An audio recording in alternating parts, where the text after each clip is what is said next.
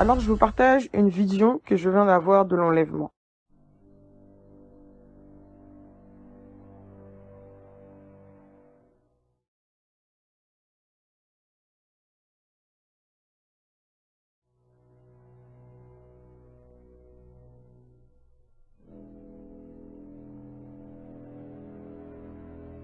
Donc, l'enlèvement a eu lieu comme si c'était cette journée-là, cette journée que j'ai passée hier. Je me suis endormie et c'était dans cette nuit-là que l'enlèvement s'est passé. Je vous explique donc ce rêve. Dans mon rêve, je suis rentrée chez moi, enfin, j'ai passé une journée au boulot. C'était une journée compliquée. Je vous dis, c'était vraiment la journée que j'ai passée hier.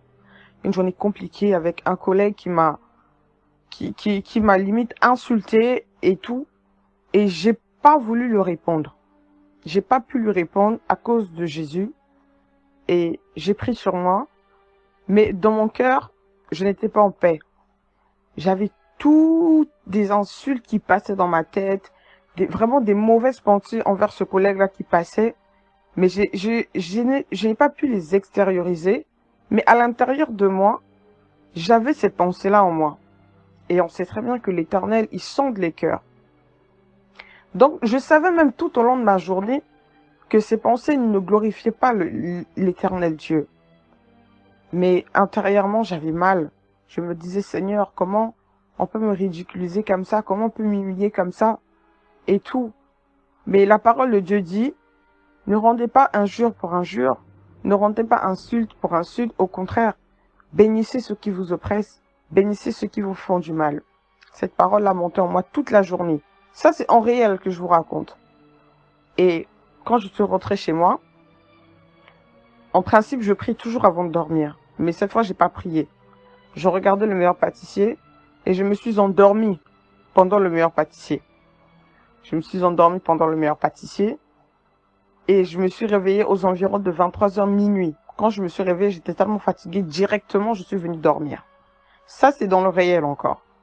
Je suis venue dormir et là, il est 5h, il y a 2h. Donc, je me suis réveillée vers 3h du matin et j'ai ressenti le besoin de prier. Je me suis donc mise à genoux. J'ai prié pendant une demi-heure, 45 minutes. J'ai prié et pendant cette prière, j'ai fait ma repentance. J'ai demandé pardon au Seigneur de toutes ces pensées qui m'ont traversé. Pardon, Seigneur, de ne pas avoir mis en pratique, premièrement, sa parole et d'avoir eu toutes ces pensées négatives, en fait. Donc, je demandais pardon au Seigneur de ce que ce soit une personne qui m'a fait du mal, mais que moi, je n'ai pas su réagir face à la tentation. Et je me suis rendormie. Et c'est en me rendormant que j'ai eu cette vision-là. Il est 5h, je me suis réveillée. Et je reviens donc au rêve. Et mon rêve, c'était exactement la journée que j'avais passée. Et dans mon rêve, à 22h, quand je me suis endormie sur le canapé, l'enlèvement a eu lieu. Je ne savais pas. Dans mon rêve, je me suis réveillée. Comme dans la réalité, je suis venue me coucher. J'ai dormi. À 3h du matin, je me suis réveillée. J'ai prié pareil, comme dans mon rêve, comme dans la réalité. J'ai prié dans mon rêve à 3h et je suis revenue me coucher. Et pendant que je me couche, à 4h, vers 4h du matin, j'entends un mouvement de panique. Je comprenais pas ce qui se passait. J'entends les gens crier. Ah! J'entendais des gens crier autour de moi. Je comprenais pas ce qui se passait. Moi, je dormais dans ma chambre et j'entendais mes voisins qui pleuraient, des gens qui criaient. Je me suis dit, mais qu'est-ce qui se passe? J'ai commencé à paniquer. J'ai ouvert ma fenêtre et pendant que j'ouvre ma fenêtre, je vois tout le monde en train de faire des bagages. Les gens ils étaient en train de faire leurs bagages.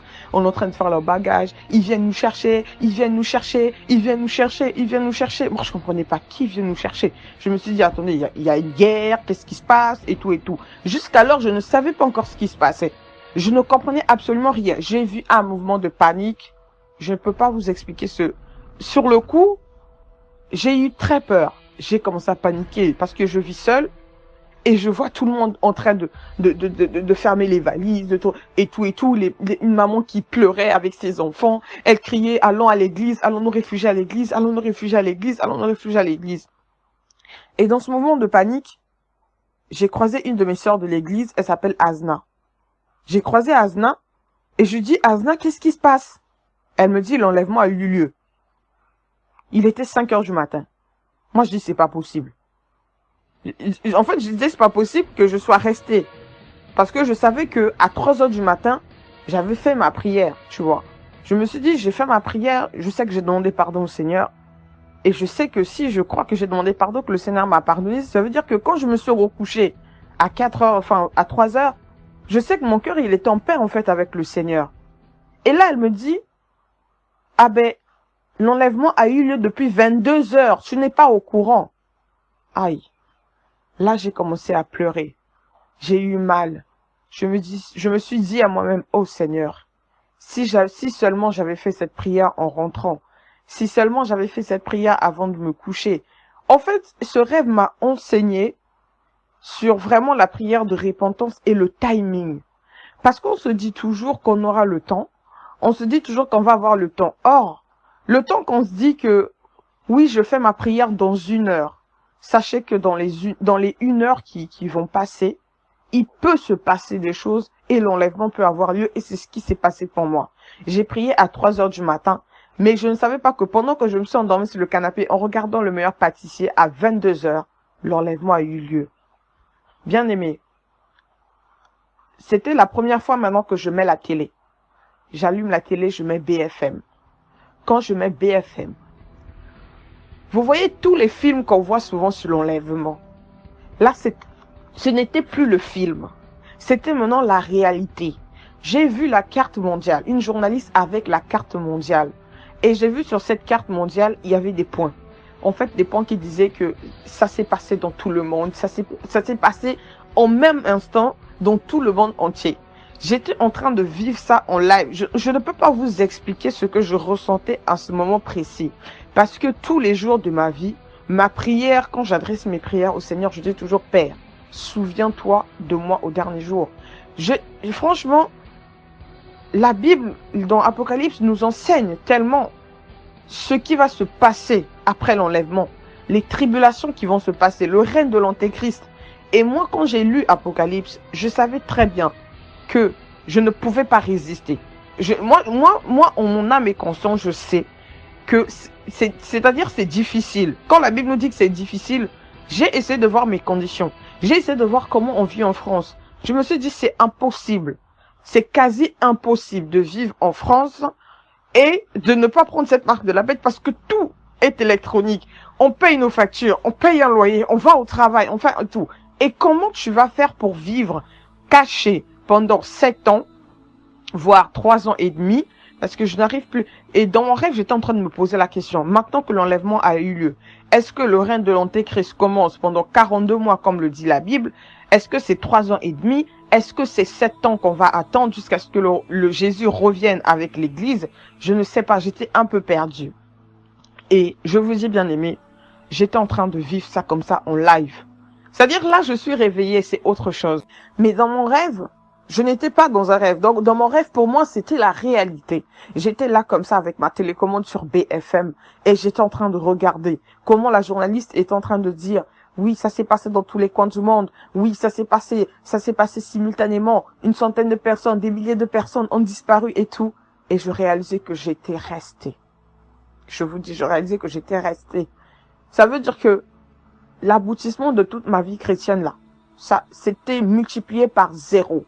Multiplié par 0. Quand la Bible nous dit veillez et priez, veuillez et priez, il nous dit veillez et priez, ce n'est pas pour rien.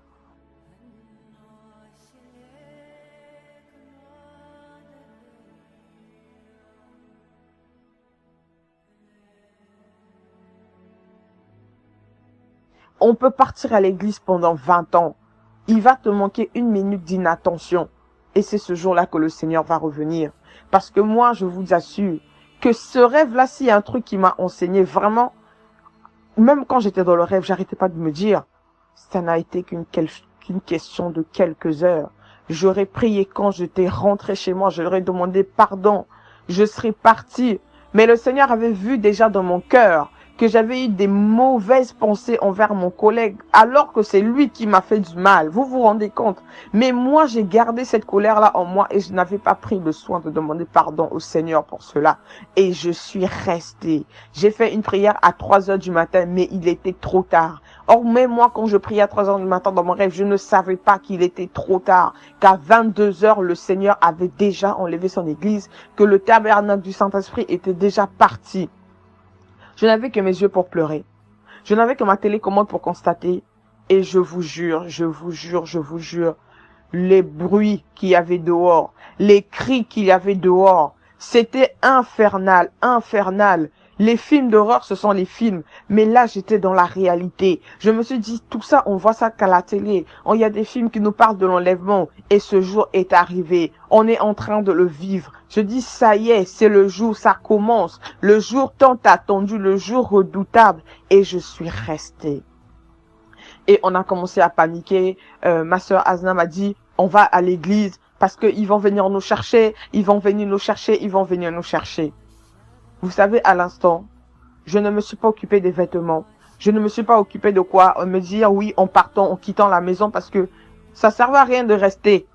On sait ce qui va arriver, vous voyez. Après, une fois que l'enlèvement sera fait, c'est pas tout de suite, par exemple. Mais on sait, nous les chrétiens, on connaît ce qu'il y a dans la Bible et on sait ce qui va arriver. Et on a commencé tellement à paniquer, je vous jure. On a pris un Uber. On est parti. On a pris un Uber direction l'église. Quand on est arrivé à l'église, tout n'était que désolation. J'ai vu tous mes frères, j'ai vu toutes mes sœurs. On était tous restés. Tous ceux qui se disent les chantres, ils étaient tous restés. Je vous jure que j'ai même vu mon pasteur. J'ai vu mon pasteur qui arrivait à l'église, qui garait sa voiture. Je me suis retournée, j'ai vu le pasteur, j'ai dit même le pasteur est resté. Même le pasteur est resté. C'est pour dire que ce n'est pas le nombre de fois que tu fréquentes l'église qui va te sauver. La Bible dit veillez et priez. La Bible dit veillez et priez. C'est pour ça que je dis dans ce message que nous devons toujours être dans une attitude de repentance, mes bien-aimés. Si tu sens que là, tu viens de commettre quelque chose qui ne glorifie le Seigneur, n'attends pas 1 heure, n'attends pas 2 heures. Arrangeons-nous toujours à être en bon terme avec le Seigneur. Arrangeons toujours que nos péchés soient confessés et pardonnés. Nous sommes encore sur la parenthèse de la grâce et nous devons profiter de cette parenthèse de la grâce et ne pas attendre. Je vous dis que j'ai raté l'enlèvement parce que j'ai attendu. Je me suis endormi, j'ai prié à 3 heures du matin. J'ai raté le timing. 5 heures du temps à séparer. Le temps que je me suis endormi sur mon canapé et le temps que j'ai fait ma prière, je ne savais pas qu'il était trop tard. Quand je suis arrivée à l'église, j'ai vu tout le monde. En fait, ce n'était que désolation, tristesse. Et je ne vous dis pas en route comment c'était. Il y avait des embouteillages, même pour arriver à l'église. Moi, en fait, en principe, je n'habite pas loin de mon église dans la réalité. Donc, je ne suis pas loin de mon église. Donc, quand on a pris le Uber, on n'a pas mis long à arriver à l'église, mais sur la route, on a vu des choses incroyables. Pendant qu'on est arrivé à l'église, on est en train de parler comme ça. Il y avait des avions qui étaient tombés. Il y avait des trucs qui étaient tombés, des accidents de voiture, les chauffeurs qui avaient disparu. C'était vraiment le chaos. Le truc, c'était le chaos. Et là, je vois ma sœur, ma propre sœur, ma grande sœur aussi qui était restée. J'ai regardé ma sœur. Je dis, ah, on est resté. J'ai pris mon téléphone. J'ai commencé à essayer d'appeler ma mère parce que ma mère, elle habite au pays. J'ai commencé à essayer d'appeler ma mère ne répondait pas. Vous savez, vous appelez quelqu'un, la personne ne répond pas. Mais quand vous appelez, vous espérez de tout cœur que cette personne ne va pas répondre. Parce que si la personne répond, ça veut dire qu'elle est restée. Si la personne ne répond pas, au moins il y a une chance qu'elle est partie. Quand je dis à ma sœur, j'essaie d'appeler maman, elle répond pas. Ma sœur m'a répondu pareil. Moi aussi, depuis que ça a commencé, j'essaie de l'appeler, elle ne répond pas. J'ai béni le Seigneur, je dis, ah, gloire à Dieu, si ça se trouve, elle est sauvée. J'étais maintenant en train de me dire, qu'est-ce qu'on va faire? Je vous jure. Est-ce que vous vous êtes déjà imaginé? Est-ce que vous vous êtes déjà posé la question de savoir qu'est-ce que vous allez faire une fois que l'enlèvement sera passé et que vous êtes resté bien aimé? Essayez de vous imaginer ce jour et de vous dire que vous êtes resté, qu'est-ce que vous allez faire? Je pense que ça va motiver tout un chacun à travailler sur son salut, à travailler pour ce jour, afin que personne ne manque ce jour. Je regardais ma sœur, je dis, qu'est-ce qu'on va faire? Je lui ai dit, comme ma sœur, elle est mariée à un athée, on va dire ça comme ça, un athée. Et voilà, c'est quelqu'un qui a beaucoup travaillé, qui est à la retraite, mais qui a beaucoup travaillé quand même, qui a pas mal des économies. J'ai dit à ma sœur, ce que tu vas faire quand tu rentres à la maison, prends tout l'argent que vous avez. Je dis bien, prends tout l'argent que vous avez. aller acheter à manger. Je lui ai dit, bientôt, cet argent ne nous servira plus à rien. Je lui ai dit, allez acheter à manger. Je lui ai dit, quand tu repars, parce que ma soeur, elle habite dans une autre ville. Je lui ai dit, repars chez toi. Toi, tu habites dans une autre ville. On va essayer de chercher un coin. Je lui ai posé la question, est-ce que c'est favorable qu'on prenne les billets maintenant qu'on repart en Afrique? Parce que je lui ai dit, en fait, à partir de maintenant que l'enlèvement a eu lieu, sache qu'il n'y a plus de travail, il n'y a plus d'école, il n'y a plus, oh, les enfants vont à l'école, c'est fini. Il n'y a plus que les enfants vont à l'école, il n'y a plus, on va au travail, c'est terminé. Je dis, ben, c'est terminé. Ne t'occupe pas du monde qui va nous faire croire des choses, oh oui, c'est machin, c'est dû à quoi. La Bible nous dit que les gens vont chercher des raisons pour expliquer ce qui s'est passé. Mais toi et moi, on sait ce qui s'est passé. Et le pire encore, on sait ce qui va venir. Nous avons, et j'avais le doute sur la durée. Je sais pas, je disais, nous avons 3 ans et demi ou 7 ans à tenir. Et maintenant, pendant qu'on peut encore, ne cédons pas au mouvement de panique, mais soyons intelligents. Prenons tout ce que nous avons, investissons dans la nourriture, dans les conserves, des trucs qui vont mettre du temps, et allons stocker ça quelque part parce que je dis une fois que là c'est la panique, mais une fois qu'on va se terrer, on va se terrer. Il y a plus on va sortir, machin et tout. Je lui ai dit parce que tu sais qu'on va nous traquer pour la marque de la bête. Et nous, on ne peut pas prendre la marque de la bête. On sait que si on prend de la marque de la bête, on est fichu, on est condamné. Là, on a raté l'enlèvement. C'est pas grave. Gloire à Dieu. Ça va être dur. Mais la Bible dit aussi que à la fin de ces tribulations, quand le Seigneur Jésus-Christ revient, il y en a ceux qui n'ont pas pris la bête, la marque de la bête ont été sauvés. Donc, c'est-à-dire, c'est le repêchage, le deuxième tour. C'est le tour le plus difficile, mais il y a moyen d'être repêché. Si la Bible dit qu'il y a des gens qui vont être repêchés, je lui dis, c'est que c'est possible. Mais bien aimé, je sais pas si on se rend compte. Quand j'étais dans ce rêve, dans cette réalité, en train de m'imaginer ce qu'il fallait faire, j'étais en train de lui dire, là, dès que j'arrive le matin, je vais appeler mon propriétaire, je vais lui dire que je vais rompre le bail. Mon bail de la maison, il faut que je quitte ma maison, ça ne sert à rien que je reste ici. Elle me dit, mais comment ça tu vas quitter la maison? Je dis, mais attends, dès qu'on tape mon nom sur Internet, on connaît ma maison. Donc quand on va commencer à traquer les gens, les premiers endroits où ils viendront chercher, c'est où? C'est pas chez vous. J'ai dit, non, on ne peut plus rester où on est. On doit partir dans un endroit sans identification. Les pièces d'identité qu'on a, on doit les déchirer. Il n'y a pas de renouvellement possible. Bien aimé, je vous dis, ma pièce d'identité, par exemple, elle va jusqu'à 2022. Je ne vous cache rien. Elle va jusqu'à 2022. J'ai une carte de 10 ans. Et je me rappelle, chaque fois, on est en 2018. Il me reste 4 ans. Chaque fois, ma soeur me disait toujours, toi, tu attends quoi? Va demander ta nationalité, va demander ta nationalité. Et tu attends quoi pour renouveler ta carte? Bien aimé, je vous dis que je n'ai pas eu besoin d'aller à la préfecture. J'ai regardé la pièce d'identité. C'était jusqu'à 2022. Et on était en 2018 quand l'enlèvement a eu lieu. Et je n'ai pas eu besoin de repartir à la préfecture. Ça ne servait plus à rien du tout. Je vous dis, ça ne servait plus à rien du tout. Les cartes d'identité, on a pris les ciseaux, on a commencé à les déchirer, les déchiqueter. Mais, en fait, là, je vous raconte. Mais il fallait le vivre. Le vivre, c'est autrement.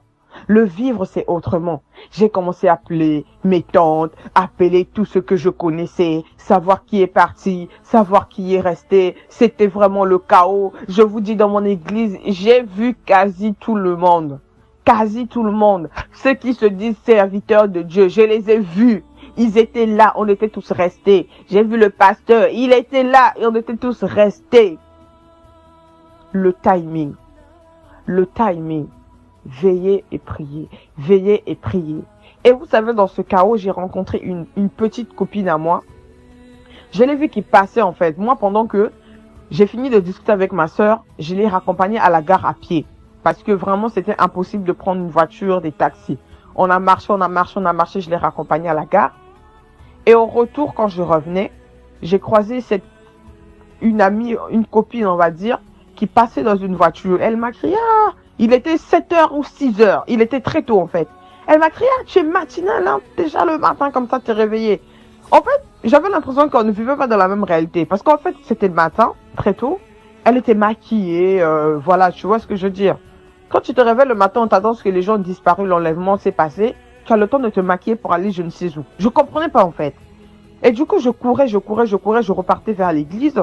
Et du coup, quand elle m'a vue, elle s'est arrêtée. Et là, quand elle s'arrête, je la vois toute maquillée, toute belle et tout. Moi, je dis, mais, je dis, tu vois pas ce qui se passe? Vous savez ce qu'elle me répond? Malgré ce qui est en train de se passer, elle me dit, oh, mais, tu sais, j'ai dit, mais toi, tu es chrétienne de base. Moi, je te voyais partir à l'église. Elle m'a dit, oui, tu sais, moi, je suis chrétienne, mais bon, tu sais, moi, je ne crois pas trop en ces choses, hein. Je dis, ah bon? Maintenant même que cela s'est passé, tu ne crois pas en ces choses. Je lui dis, là, ce n'est plus les probabilités. Ce n'est plus ce que la parole nous a annoncé. Ce n'est plus le livre des révélations. C'est la réalité qui est en train de se passer. Elle dit, ouais, mais moi, je crois pas. Ça, c'est encore un truc. On va trouver une explication rationnelle. Une explication rationnelle à un phénomène qui est décrit dans la Bible. Que toi, tu es soi-disant chrétienne. Elle m'a dit, on va trouver une explication rationnelle. J'ai dit, ah bon? Moi, dans ma panique, elle était très sereine. Je dis, Seigneur, ok, il n'y a pas de souci. Mais vous avez au fond de moi, en fait, je sors à l'église, je voyais tout le monde par terre, tout le monde en train de pleurer, tout le monde en train de prier. Moi, je savais que c'était trop tard. Je savais que les prières là qu'on adressait là, c'était maintenant trop tard. Et j'étais juste en train de réfléchir à comment on allait vivre, comment on allait passer cette période. Parce que je me suis dit, passer cette période, ça sera pas juste aller se terrer quelque part. Je me suis dit, il faut vraiment maintenant qu'on se rapproche de Dieu. Que même si le Seigneur ne va pas nous répondre, là, en tout cas, comme on dit, la parenthèse de la grâce était fermée. Je vous dis, était fermée. Je vous dis, je n'arrivais même pas à prier. De tout ce qui s'est passé, je n'arrivais même pas à prier. Parce que je savais que là où j'étais, même si je criais, je sais pas comment le Seigneur ne devait pas m'écouter. C'était trop tard. J'ai commencé à réfléchir comment j'allais faire avec ma sœur, avec mes neveux. Mes neveux aussi étaient restés et tout. J'ai commencé à réfléchir avec mon beau-frère comment on devait faire et tout. C'était compliqué. C'était le chaos. Vraiment le chaos. Je ne peux pas vous dire. C'était le chaos.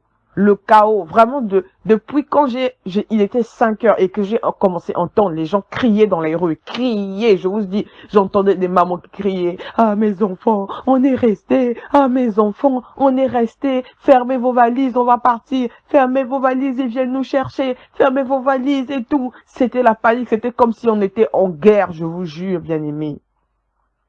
Je vous jure. Et le message que le Seigneur m'a donné, et quand j'ai ouvert mes yeux, le timing. Et c'est vrai que je suis souvent quelqu'un comme ça. Oh, je me dis, je ferai une prière quand je rentrerai, tu vois. Ma prière de repentance, je la ferai quand je rentrerai. Mais quand l'enlèvement m'a surpris. Et que, quand ça s'est même passé, moi j'étais au courant derrière, mais imaginez un peu, il est 22 heures. Vous êtes sur M6. Il y a l'enlèvement qui se passe. Si tu regardes pas BFM à ce moment-là, mon téléphone, il devait peut-être être éteint. Parce que quand ça se passe, c'est sûr que les moments de panique, tout le monde va t'écrire. On connaît les réseaux sociaux. Mais moi, je dormais déjà. Donc, de 22 heures à minuit, j'ai dormi. Et quand je me suis levée, j'ai juste eu le temps de venir dans ma chambre, me poser dans mon lit et vraiment dormir. J'ai pas prié, j'ai pas dit merci Seigneur, oh pardonne-moi Seigneur, je n'ai rien fait, j'ai dormi.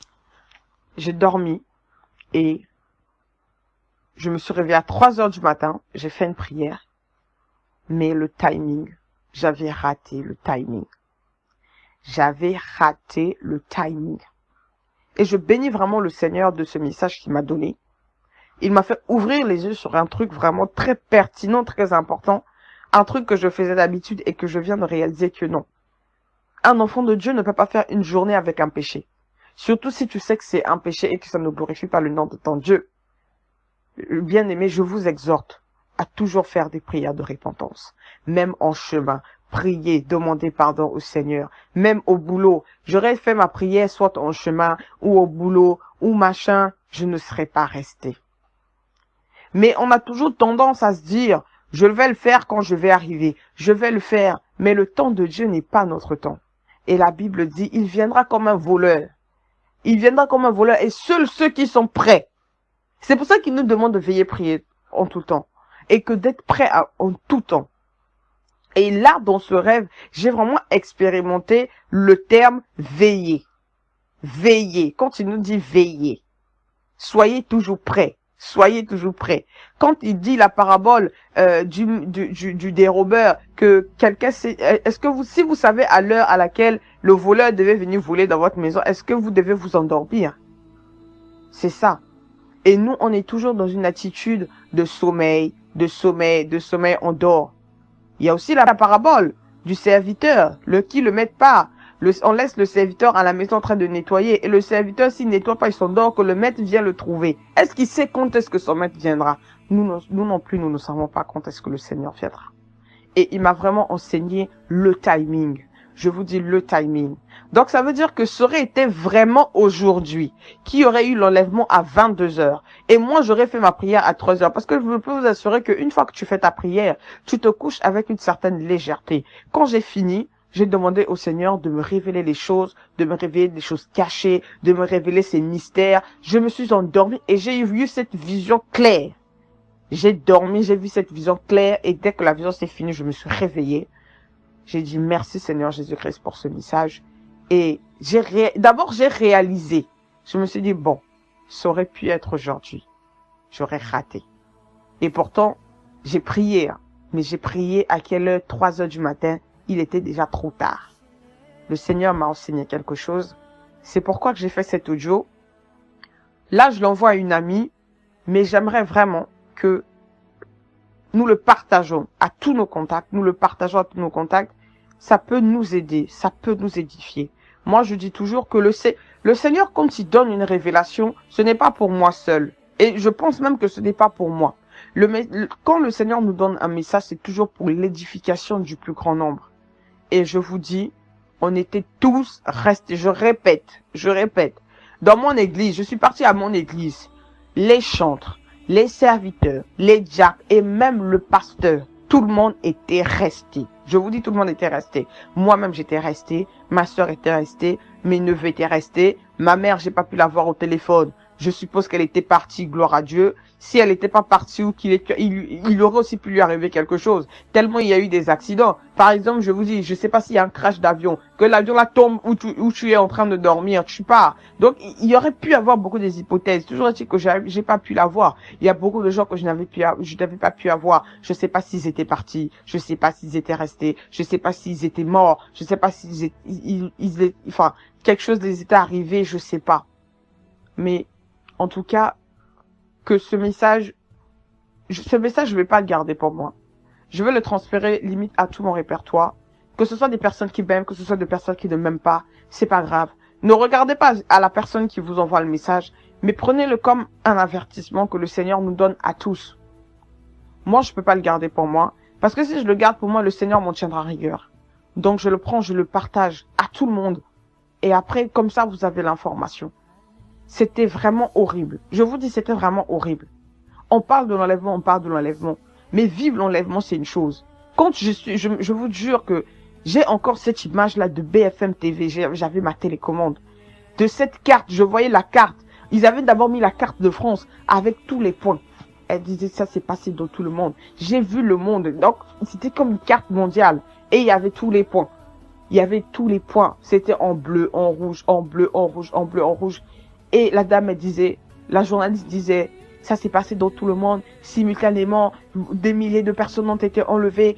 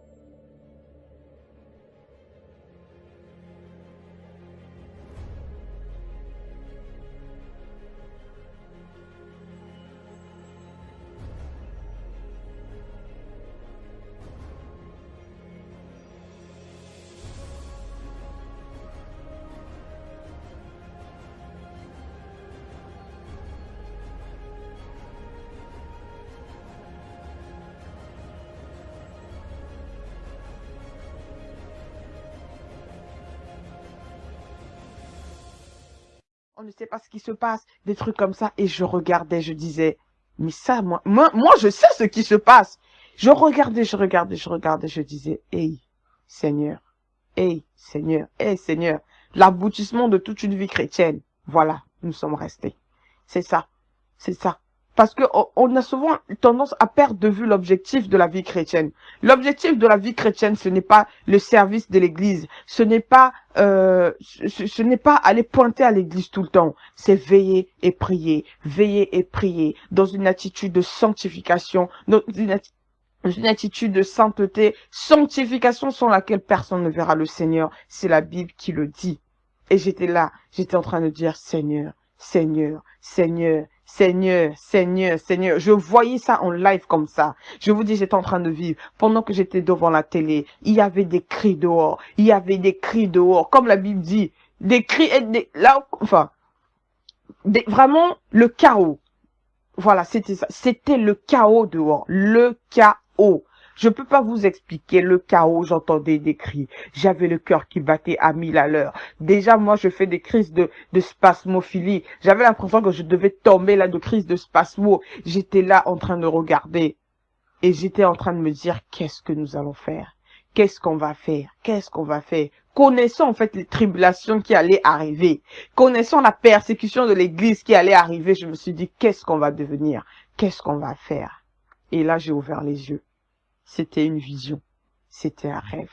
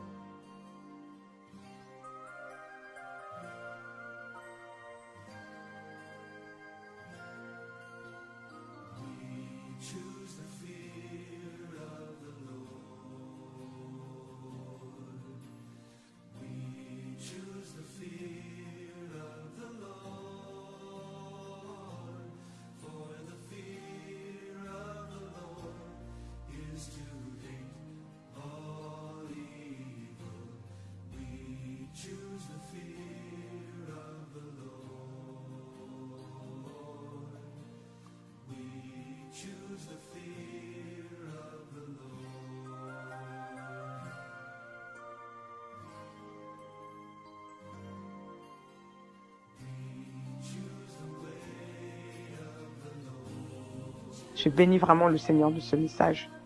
Et que ce message vraiment accompagne chacun de nous et que chacun de nous prenne conscience du timing. Que le Seigneur vous bénisse parce qu'il peut venir à tout moment. Il a dit que nul ne connaît l'heure, nul ne connaît le moment en dehors du Père qui est dans les cieux.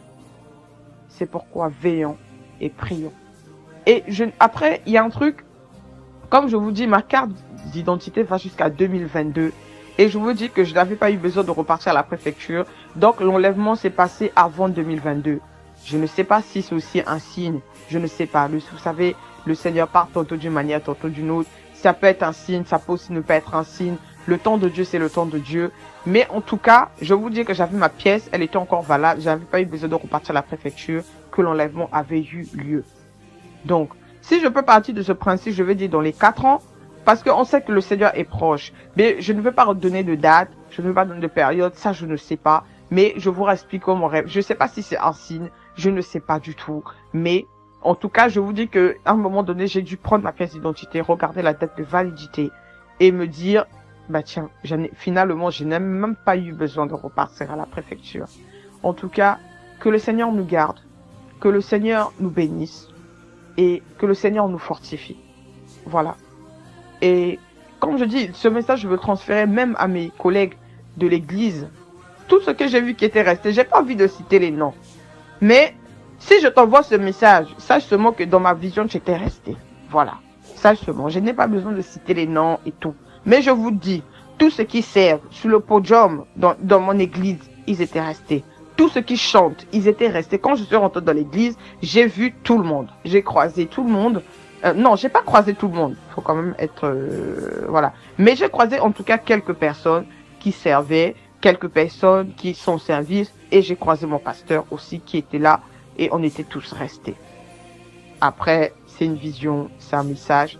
Mais le message que le Seigneur me donne, c'est le timing. Le timing entre le moment où tu ressens que tu as péché et le moment où tu décides de faire ta prière de repentance, c'est le timing. Ne pas trop, même pas trop, ne pas nous dire qu'on a encore le temps ou qu'on aura le temps de nous repentir, parce que le temps que tu te dises tu auras le temps, l'enlèvement peut arriver. C'est vraiment en un instant, en une fraction de seconde, les gens ils étaient partis et nous on était restés. Voilà, que le Seigneur nous fortifie, que le Seigneur continue à nous révéler ces mystères, à nous révéler ces choses, et que ce message nous sert à tous, je dis bien à tous, prenant conscience de ces choses. Ce n'est pas des histoires, ce n'est pas un mythe, ce n'est pas des contes, l'Apocalypse. Mais ce jour-là, quand ça arrivera, ce jour-là, quand ça va commencer, on va se dire ça commence, mais je n'aimerais pas qu'on soit sur la terre pour se dire ça commence. Que nous soyons dans les airs, que nous soyons enlevés, que nous soyons à la rencontre, que nous soyons partis à la rencontre de notre Seigneur.